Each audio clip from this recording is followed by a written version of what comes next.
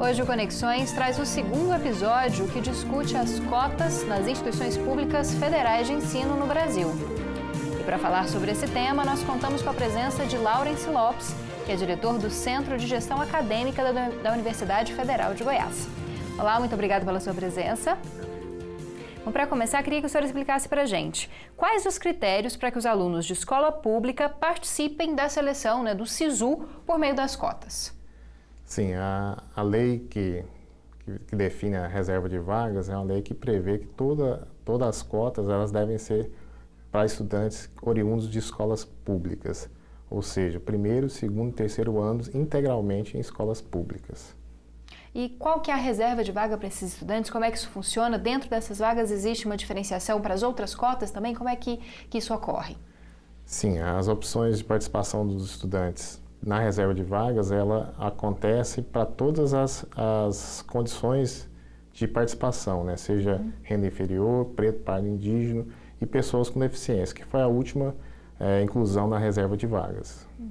E seria qual o percentual das vagas do UFG que são direcionadas para as cotas? 50% das vagas. Então, todas as vagas na lei de reserva, 50% delas são para estudantes de escola pública. E dentro desses 50 são divididos pelos outros critérios de avaliação, para pretos, indígenas e pessoas com deficiência. Sim, correto. Existe um percentual específico para cada uma dessas vagas? Sim, esse percentual, preto, pardo, indígena e também pessoas com deficiência, eles seguem o índice do IBGE. Então, é o quantitativo que tem no estado de Goiás, é aplicado na reserva de vagas. E como que funciona para alunos que estudam em escolas que são conveniadas ou escolas militares? É da mesma forma que para as escolas estaduais ou os IFs? Esse é um ponto importante e tem que ser destacado porque as pessoas fazem uma confusão. Escolas conveniadas são escolas consideradas privadas. Então, mesmo que o estudante estude com bolsa, ele não pode participar da lei de reserva de vagas. Então, já as escolas militares são consideradas escolas públicas. Então, eles podem participar da lei de reserva de vagas nas instituições federais. Ok. Em relação aos estudantes cotistas da UFG, como que a gente pode avaliar o desempenho desses alunos na sua formação na universidade? O acompanhamento dos estudantes, ele vem sendo feito um acompanhamento, um estudo, e a gente percebe que praticamente não há diferença no desempenho acadêmico durante o curso de graduação. Apesar de nós temos que atualizar mais os dados, mas até o momento não há diferença significativa com relação ao desempenho desses estudantes, perante os estudantes que entram por ampla concorrência. Então, é uma falácia aquela ideia de que o estudante cotista ele vai diminuir o rendimento ou diminuir o nível, como muita gente critica, das universidades. Sim, a princípio sim, e já vários estudos demonstraram isso. Logicamente, tem alguns pontos que devem ser atacados pelas universidades, algumas dificuldades que o estudante vem do ensino médio, e para isso tem alguns programas de apoio acadêmico que estão sendo implementados para auxiliar esses estudantes que têm maior dificuldade, talvez em português, em física, química ou matemática. Então, os estudantes podem ter algum acompanhamento caso eles tenham um grau maior de dificuldade para conseguir acompanhar a turma? Sim. Isso já é oferecido ou o aluno tem que se inscrever? Como é que funciona? Sim, na Universidade Federal, cada universidade tem o seu programa, A Universidade Federal iniciou esse programa há um certo tempo, onde a Coordenação de Ações Afirmativas, que é a CAAF, oferece algumas disciplinas de cunho básico, português básico, matemática básica, que auxilia no processo de desenvolvimento acadêmico desses estudantes. Bom, e em relação à permanência desses estudantes? Muitos deles vêm de famílias com renda salarial baixa, com condições difíceis, muitas vezes tendo que trabalhar para manter o estudo. Existe um programa específico para a permanência dos estudantes cotistas? Com relação à permanência, para a Reitoria de Assuntos Estudantis, ela tem mais propriedade em lhe responder isso, mas existe um programa, existe um PNAES, que é o programa do governo federal, que disponibiliza bolsas, então tem auxílio da alimentação, mas logicamente não dá para todo mundo, então existe um critério que a pró-reitora deve comentar com vocês em seguida. E quem quiser saber informações em relação ao SISU, a como participar, quiser saber informações sobre também como funcionam as cotas, aonde que poderia encontrar essas informações? A melhor forma é buscar os sítios eletrônicos, acredito. Não? Então, o SISU-MEC, né, que é o primeiro deles, onde é o responsável pelo Enem e pelo SISU, e em seguida da universidade que ele pleitear. Então, no nosso caso, da UFG, é o www.sisu.ufg.br. Lá tem todas as informações, tem os editais, os anexos, e a gente sempre orienta que todos os candidatos que estejam pleiteando na Universidade Federal de Goiás, que entrem no site e acompanhem todas as informações. Nós estaremos nas próximas semanas, né, com a matrícula desses estudantes que confirmaram vaga online na primeira, segunda, terceira chamada, e lá tem informações importantíssimas para que ele chegue à universidade com toda a documentação adequada e possa fazer a sua matrícula de forma mais adequada possível. Para tirar uma dúvida, os alunos eles optam pelas cotas a partir do momento que eles se inscrevem no SISU, né? Depois de terem feito o Enem, e aí eles vão se inscrever nas universidades, nas diferentes universidades, e aí vão optar pelos tipos de cota possível. Correto, isso mesmo. Eles fazem o Enem, depois eles entram no sistema, né, que é o SISU, para poder selecionar o curso e, logicamente, a forma de participação. E nessa forma de participação, ele tem a possibilidade de escolher dentre a ampla concorrência e as cotas, né, as reservas de vagas, né. Lembrando que o Enem geralmente é mês de novembro e o SISU já no início, final do ano e início do ano para fazer as matrículas, né? Justamente. Bom, a gente vai para um intervalinho, daqui a pouco a gente volta para continuar falando a respeito das cotas na educação no ensino superior do Brasil. E a gente pede para que você continue acompanhando Conexões, tanto no canal 15.1 do Sinal Aberto, quanto no 21 da NET Goiânia, ou então pelo nosso perfil do Facebook ou pelo nosso canal do YouTube.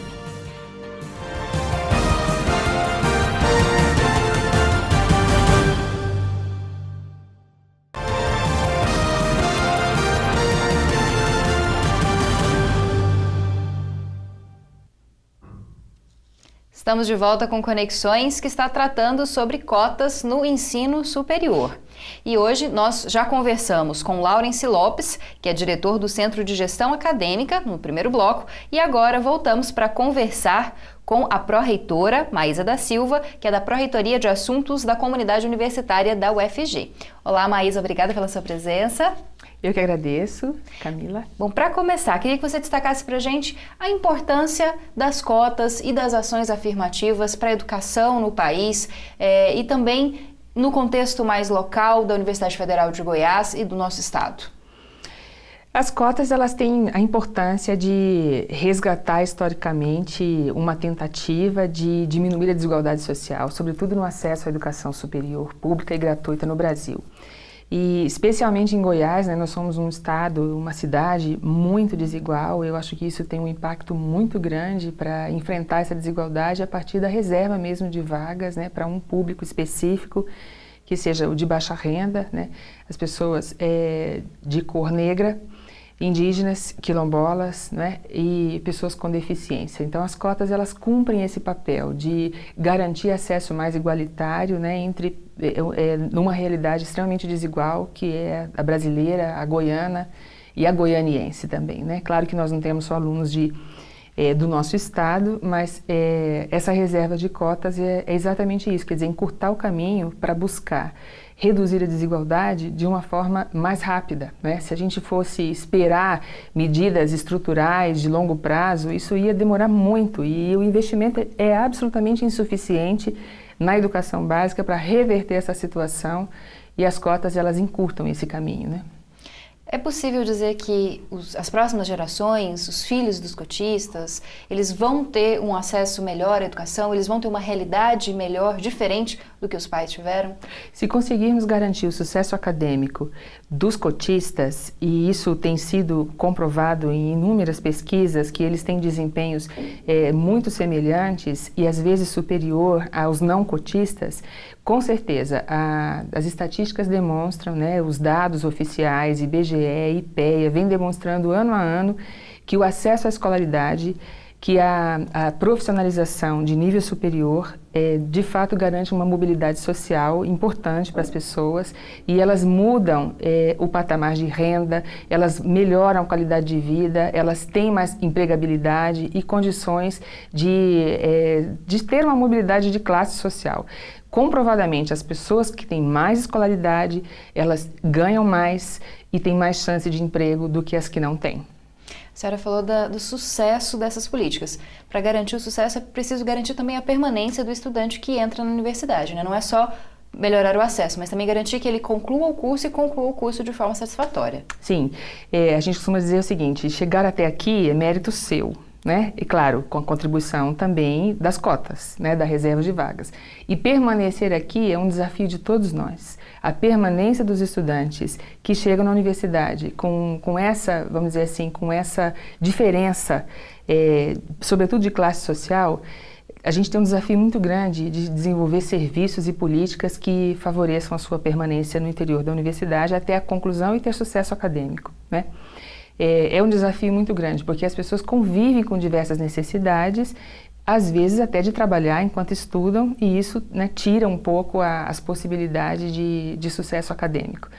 As políticas de permanência, elas se tornam muito importantes, tanto quanto as políticas de entrada, vamos dizer assim, né, que a definição de cotas, a reserva de vagas é uma política de entrada. A política de permanência, ela tem que ser uma política social que garanta o atendimento às necessidades de morar, de comer, de renda, né, de apoio a material pedagógico, esporte e lazer, de saúde geral, saúde mental, saúde bucal, enfim, a gente pensar em uma série de serviços e ações que façam o enfrentamento dessa desigualdade e contribuam para que as pessoas possam ter menos dificuldade na sua permanência, na sua trajetória acadêmica. Isso é muito importante e a Universidade Federal investe muito nisso, sempre fez, né, muito por isso, e os desafios, à medida que vão entrando mais pessoas cotistas, é claro que vão demandando mais recursos, mais ações, mais pessoal e maior investimento nisso, né? Porque a universidade é 50%, a gente costuma dizer o seguinte, 50% com certeza tem esse perfil, né, de baixa renda, oriundo de escola pública, de ser da reserva de vaga. Só que da ampla concorrência, que não é da reserva de vaga, também tem uma parcela de pessoas que têm o mesmo perfil e que entraram por outro caminho. Então nós temos seguramente uma inversão, né, do perfil da universidade nos últimos anos e cerca aí de, seguramente, 65% mais ou menos, são pessoas que demandam algum tipo de serviço social da universidade. E isso exige um investimento muito grande, para além, inclusive, né, do que está disponível hoje no sistema mesmo de financiamento da política social no país. Bom, para finalizar, professora, a política de cotas, ela é para reduzir essa desigualdade e há uma perspectiva de que ela um dia não seja mais necessária, que nós consigamos uma sociedade mais igualitária. Isso ainda é um projeto para um futuro muito distante? O resultado dessas cotas, ela já é algo significativo nesse ponto? Eu acredito que o resultado das cotas ele já traz um impacto muito grande para essa realidade, já que já tem um tempo significativo, né, de funcionamento desse sistema. Mas a considerar, né, a conjuntura, o congelamento de gastos, de investimentos sociais em políticas públicas, né, sobretudo saúde e educação, a considerar essa realidade de crescimento da demanda e encolhimento da oferta e dos recursos, a chance de a gente ter uma reversão estrutural da situação de desigualdade no país, ela diminui consideravelmente, né? Então a gente está longe ainda de superar a desigualdade e é claro que isso é uma medida importante, mas ela sozinha não consegue, né? Tem que haver também uma política econômica favorável a isso, favorável ao emprego, favorável ao desenvolvimento social e econômico. Mas eu diria que a política de reserva de vagas é um grande caminho, um caminho muito importante, e deveria ser um caminho sem volta, e que a população possa lutar por isso junto com as universidades. Certo, queria agradecer muito a sua presença, obrigada pelas contribuições. Eu que agradeço, sempre à disposição. Grande abraço.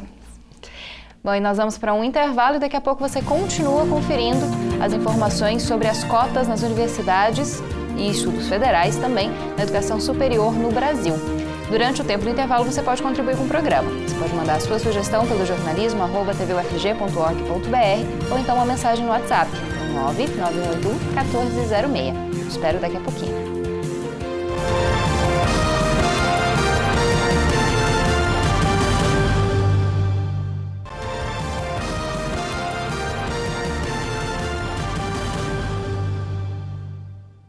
Conexões está de volta para finalizar a discussão a respeito de cotas no ensino superior.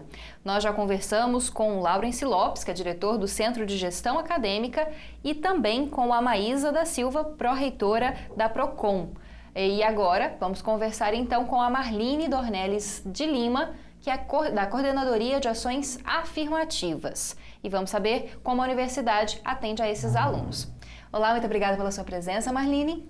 Eu que agradeço esse espaço para a gente estar falando um pouquinho das ações afirmativas na UFG. Para começar, queria que você destacasse a importância da lei de cotas para a democratização do ensino superior, do ensino público superior no Brasil. Então, esse é um movimento que vem de longa data, né? A gente precisa lembrar que é um movimento que é coletivo, né? Então, ele também é um movimento dos movimentos sociais, ele é um movimento de uma conquista, de uma discussão, não só da expansão da universidade, né, do ensino público, mas como a democratização do acesso. Então, a gente entende hoje as cotas, como a lei de cotas, né, como um dos grandes marcos nessa política de ações afirmativas, né, que vem sendo adotada no ensino superior, no ensino público. E essa não é a única das questões importantes para essa democratização, né? Existem outras ações que também devem ser realizadas, né? Então, no bojo desse entendimento das ações afirmativas, a cota é sim um marco muito importante, né? Que vai discutir as questões de desigualdades sociais, né? E também dessa lacuna que o ensino público deixa, né? Entre universidade e escola básica, mas a gente entende também que as cotas é só o acesso, né? E quando uma universidade se propõe a discutir ações afirmativas, é para além das cotas. Então, a gente tem um acesso que propõe uma igualdade de oportunidade a grupos, né, que a gente chama de étnico-raciais. E aí, cada universidade ela vai aprendendo, e volto a dizer, dentro dos seus grupos de pesquisa, no seu contexto, né, regional, no seu contexto municipal, e aí vai aprendendo quais ações afirmativas, construindo conjuntamente, né, quais ações afirmativas é importante para a permanência, né, para uma permanência digna daquele aluno, e também para proporcionar um protagonismo desse estudante, né, no que a gente entende que é o ensino superior, que é na questão do ensino, da pesquisa e da extensão.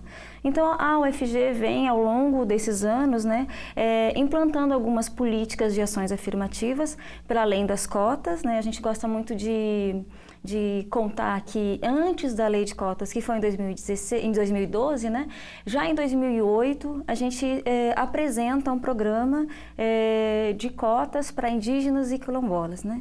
Então, já ensaiamos antes um processo de ações afirmativas, também discutido com a comunidade, que foi tendo desenhos diferentes, a partir de que a comunidade externa também foi discutindo com a gente, e depois a lei de cotas a gente permanece com essas duas políticas. Então, além da entrada pelo SISU regular, os alunos também podem entrar a partir do UFG Inclui, né? Isso. O UFG Inclui, como eu falei, ele é específico para comunidades quilombolas e comunidades indígenas, né? A gente são 2 vagas excedentes para além das vagas do curso, então não são as vagas que já estão previstas, né? São 2 vagas excedentes em cada curso. Além disso, também a gente tem uma cota para o curso de Letras Libras, né? Que é uma outra política de ação afirmativa. E dentro do que a gente vem construindo, nós temos outras conquistas, né? Em função da diversidade que essa democratização se apresenta. Outra coisa que eu gosto muito de falar dessas políticas é o uso do nome social, que traz o que a gente chama de dignidade, né, para aquele sujeito diferente, que às vezes não é bem entendido, mas então o uso do nome social foi muito importante, né? É uma política que a gente tem muito apreço aqui na UFG. E os resultados dessa política, você considera positivos? Quais resultados a gente pode destacar dentro da UFG?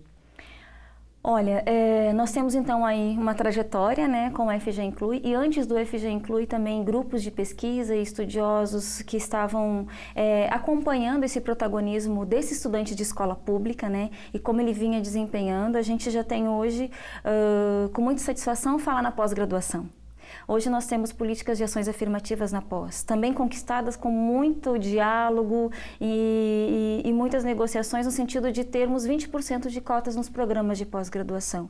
E algumas bolsas, né, específicas da UFG para os cotistas de ações afirmativas. Então, esse é um desenrolar de uma política de mais de 10 anos, né, quando a gente fala do UFG Inclui, mas que também vai ficar aí para a gente avaliar, né, e ver como ela pode se expandir, como ela pode se aprofundar nesse sentido, né, de democratização do ensino superior, com a questão da permanência e com a questão do direito legítimo do outro, né?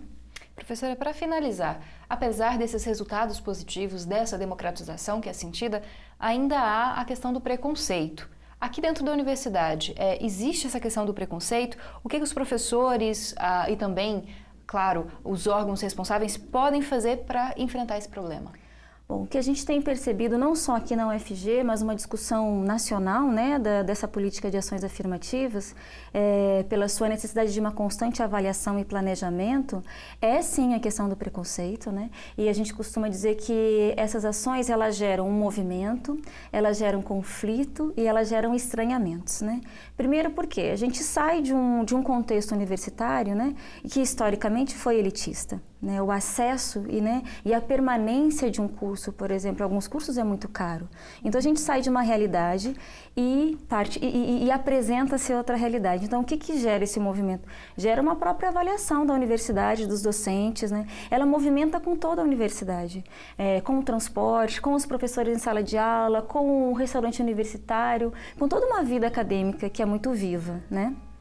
E nesse sentido, gera também certos conflitos, né? A discussão de cotas, ela nunca foi pacífica, ela sempre foi muito conflituosa, porque é uma questão de recuperar, né, uma injustiça histórica que é dada no nosso país, e é uma discussão étnico-raciais, né? Uma discussão também do movimento negro e também do movimento indígena, então são conquistas sociais. E a questão do estranhamento, que ainda é um desafio, que é o estranhamento do outro, do diferente, né? E a gente prega que o outro tem direito a estar, e essa diversidade, para finalizar, Camila, a gente acredita muito que essa diversidade, ela não pode desigualar, ela só tem que somar, ela tem que ser o potencial da universidade, né? E isso é aprendido no dia a dia, com o cotidiano, e as ações afirmativas, elas aprendem com as pautas e com as demandas que nos apresentam, né? E aí a gente vai descobrindo com muito diálogo, políticas, às vezes com muita criatividade, com muito diálogo com os professores, com os estudantes. A gente vem aprendendo no cotidiano. Infelizmente, nosso tempo terminou. Queria agradecer a sua presença, Marlene. E é claro que a gente vai continuar falando das cotas, das ações afirmativas e de educação de modo geral. Muito obrigada. A gente que agradece. Bom, Conexões está terminando. Espero que você continue acompanhando a nossa programação. Também acesse o nosso site ou as nossas redes sociais. Eu te espero no nosso próximo programa. Até lá!